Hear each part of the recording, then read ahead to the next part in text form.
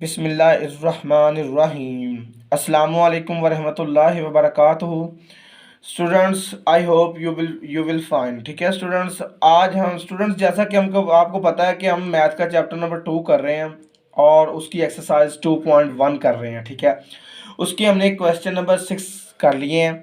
ठीक है, आज हम इस वीडियो में जो क्वेश्चन करने वाले हैं वो स्टूडेंट 7 क्वेश्चन है। ठीक है स्टूडेंट्स, क्वेश्चन नंबर 7 और 8 को हम इस वीडियो में वाइंड अप करेंगे। ठीक है स्टूडेंट्स, आज तक जो हमने पिछले सवाल किए हैं वो थे उशर और ज़कात पे।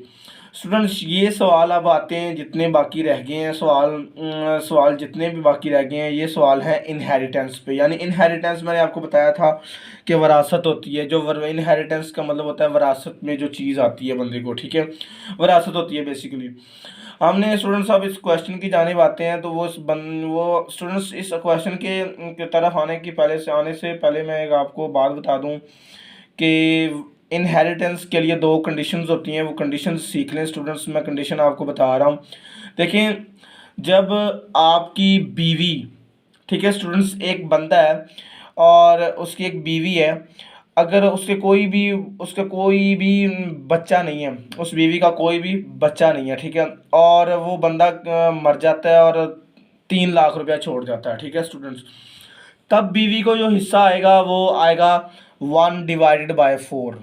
ठीक है, मल्टीप्लाई बाय शौहर की जो छोड़ी हुई रकम होगी। ठीक है, वो अगर एक बंदा है और उसकी बीवी है और उनके कुछ बेटे हैं या चाहे कोई भी है जो औलाद है, ठीक है स्टूडेंट्स, औलाद है, तो इस सूरत हाल में हम बीवी का जो हिस्सा होगा वो 1/8 होगा, 1/8। ठीक है, 1/8 मल्टीप्लाई बाय शौहर ने जो चीज़ छोड़ी होगी विरासत में। ठीक है, उस वो हिस्सा आएगा। ठीक है स्टूडेंट्स, अब हम इस क्वेश्चन की जानिब आते हैं। क्वेश्चन नंबर 7 में जो चीज़ हमें पूछ रहा है वो कह रहा है कि वर्क आउट द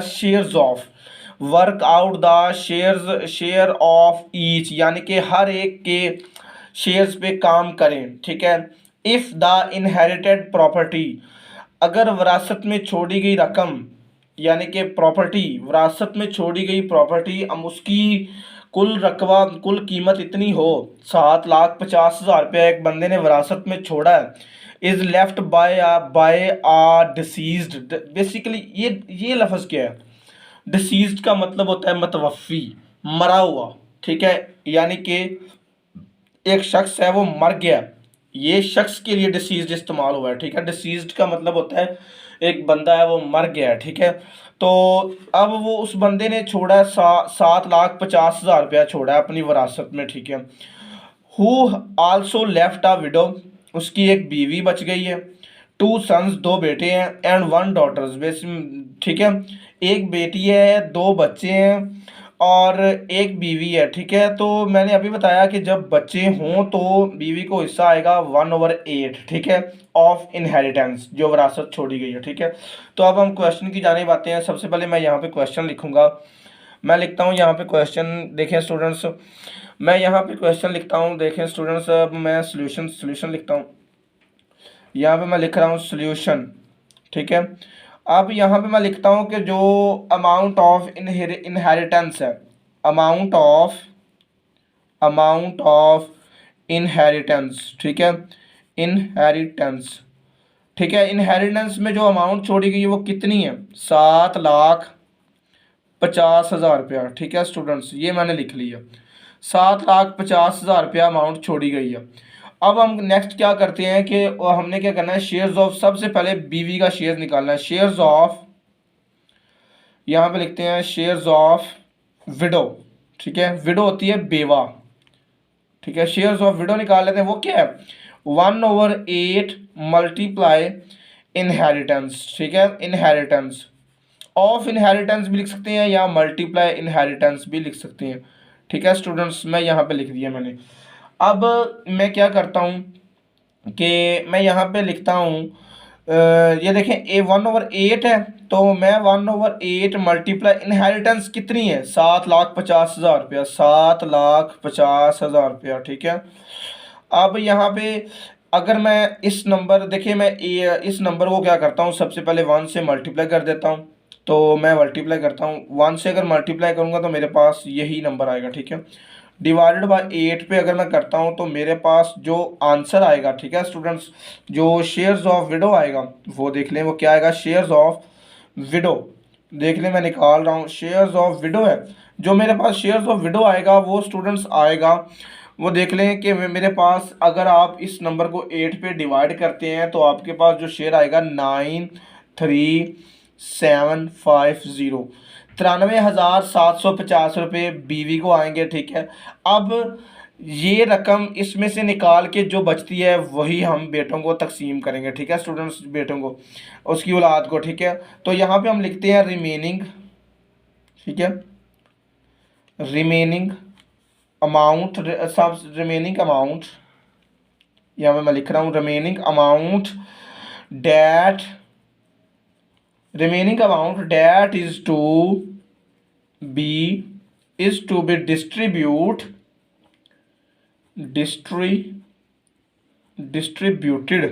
ठीक है, distributed among 2 sons and 1 daughter, okay. एक बीवी है और एक बीवी है, 2 बेटे हैं और एक क्या हमारे पास, एक क्या उसने दिया है, एक हमारे पास उसकी डॉटर है, जो एक बच्ची है, ठीक है स्टूडेंट्स, एक बेटी है। तो सबसे पहले हम इनकी जो वो लेफ्ट रिमेनिंग अमाउंट बची है वो निकाल लेते हैं। क्या है बची है, 7,50,000 माइनस 93,750 रुपये, तो उसको बीवी को आगे कितने बचे अब निकाल लेते हैं हम। इतने यहाँ पे हमारे पास 6,56,250, ठीक है, यानी कि 6,56,250 रुपये ये रकम बच गई है। अब इसी रकम को हमने बच्चों में तकसीम करना है, ठीक है। सबसे पहले मैं लिखता हूँ यहाँ पे शेयर्स ऑफ रेशो लिखता हूँ, ठीक है, मैं यहाँ पे रेशो मेंशन कर रहा हूँ, रेशोज शेयर, ठीक है, शेयर्स।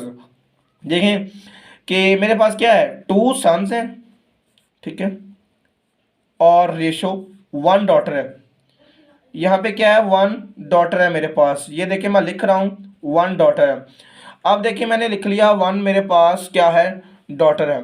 तो मैं क्या करूँगा कि स्टूडेंट्स यहाँ पे देखिए बेटे कितने थे, 2 थे, तो एक बेटे को कितना हिस्सा आता है, 2, रेशो दूसरे बेटे के भी 2 हिस्से होंगे, तो बेटी का तो आपको पता है एक हिस्सा ही होता है।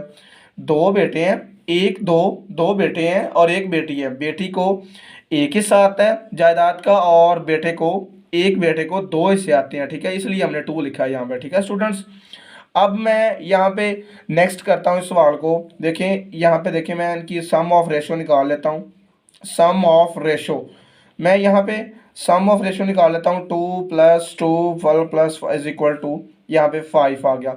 अब मेरे पास यहाँ पे देखें 5 आंसर आ चुका है, तो शेयर सम ऑफ रेशो 5 आ गया।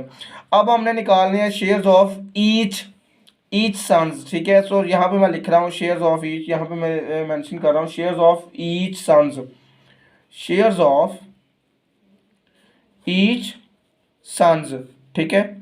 हर बेटे को कितना हिस्सा मिलेगा स्टूडेंट्स, देखिए हम एक बेटे का हिस्सा निकालेंगे तो दूसरे का खुद ब खुद निकल आएगा, ठीक है स्टूडेंट्स। देखिए अगर इसको 2% हिस्से आए, 2 हिस्से आएंगे तो जाहिर बात है इसको भी जो इसको मिलेगा वही इसको मिलेगा, ठीक है स्टूडेंट्स। अब हम इसमें दोनों में से एक का निकाल लेते हैं, 2 बेटे हैं, एक बेटा है उसको 2 हिस्से मिलेंगे, टोटल 5 है, मल्टीप्लाई और कितनी रकम छोड़ी है, 6,56,250 रुपये छोड़ा है। अब आपने क्या करना है कि इस नंबर को इसके साथ मल्टीप्लाई करके डायरेक्ट अपने 5 पे डिवाइड कर देना है, ठीक है स्टूडेंट्स। इसको इसके साथ 2 × 6,56,250 को 5 पे डिवाइड कर देना। जो आपके पास आंसर आएगा वो स्टूडेंट्स एक बेटे को रकम आएगी वो आएगा 2,62,500, ठीक है। ये देखें, अब देखें मेरे पास 2,62,500 एक बेटे को आएंगे, ठीक है, तो 2,62,500 दूसरे बेटे को भी यही हिस्सा आएगा, ठीक है। हम इसलिए डॉटर का हिस्सा निकाल लेते हैं, शेयर्स ऑफ डॉटर, ठीक है, डॉटर तो है ही एक, ठीक है, तो हम सबसे पहले लिखेंगे डॉटर का हिस्सा निकाल लेते हैं। उसको कितना मिलेगा, 1, एक हिस्सा मिलेगा, 5 हिस्से हैं टोटल, मल्टीप्लाई 6 5 6 2 5, ठीक है, ये है। अब स्टूडेंट्स मैं क्या करता हूँ कि इस नंबर को ना मैं क्या करता हूँ कि इसको इसके साथ मल्टीप्लाई करके 5 पे डिवाइड कर दूंगा। तो जो मेरे पास डिवाइड करने से आंसर आएगा स्टूडेंट्स, वो आंसर आएगा मेरे पास 13125, ठीक है। अब मेरे पास शेयर्स ऑफ डॉटर बी आ गया। तो देखें स्टूडेंट्स मैंने निकाल लिया शेयर्स ऑफ डॉटर, मैंने निकाल लिया। ये देखिए शेयर्स ऑफ डॉटर, बेटी एक बेटी को 1,31,250 आएंगे, एक बेटे को 2,62,500 आएगा, और दूसरे बेटे को भी इतना ही आएगा कि ठीक है, बेटे को तो 2 हिस्से मिलने थे, ठीक है, बेटे को दूसरे को भी इतना हिस्सा आएगा, ठीक है स्टूडेंट्स। अब हम इसी एक्सरसाइज के क्वेश्चन नंबर 7 पढ़ लिया हमने। अब हम क्वेश्चन नंबर 8 की जानब आते हैं कि क्वेश्चन नंबर 8 में वो क्या कह रहा है, ठीक है स्टूडेंट्स। देखें अब क्वेश्चन नंबर 8 की बारी आती है, तो वो 8 में कह रहा है कि एन अमाउंट ऑफ 4 लाख, अब अमाउंट है 4 लाख, लेफ्ट छोड़ी गई है एज एन इनहेरिटेंस, विरासत में, is to be distribute among widow. अब वो कह रहा है 4 लाख रुपया एक बंदा है उसने छोड़ा है, और एक उसकी बीवी है, और एंड 4 डॉटर्स, उसकी क्या है 4 बेटियां हैं, ठीक है स्टूडेंट्स। जस्ट बेटियों की बात हो रही है, बेटे यहाँ पे नहीं है, ठीक है, औलाद तो है ना, तो यहाँ पे इसको हम कितना हिस्सा देंगे 1/8 बीवी को, ठीक है 1/8, और work out the shares of each, हर बेटी के शेयर्स पे काम करें, ठीक है। एक बेटी को जितना हिस्सा मिलेगा तो जाहिर बात है चारों बेटियों को उतना हिस्सा मिलेगा, तो हम एक बेटी का निकालेंगे हिस्सा, ठीक है, इसलिए हमें मालूम हो जाएगा कि तमाम बेटियों का हिस्सा कितना है, ठीक है। सबसे पहले हम विडो का शेयर निकालते हैं। सबसे पहले हम लिखते हैं कि इनहेरिटेंस कितनी है, सोल्यूशन लिख रहा हूँ मैं यहाँ पे, सोल्यूशन, और यहाँ पे देखिए इनहेरिटेंस कितनी है, इनहेरिटेंस, ठीक है, वो मेरे पास कितनी है, वो उस बंदे ने छोड़ा है 4 लाख रुपया। ये देखें मैंने 4 लाख मेंशन कर लिया। अब देखें सबसे पहले मैं निकाल लेता हूँ शेयर्स ऑफ विडो।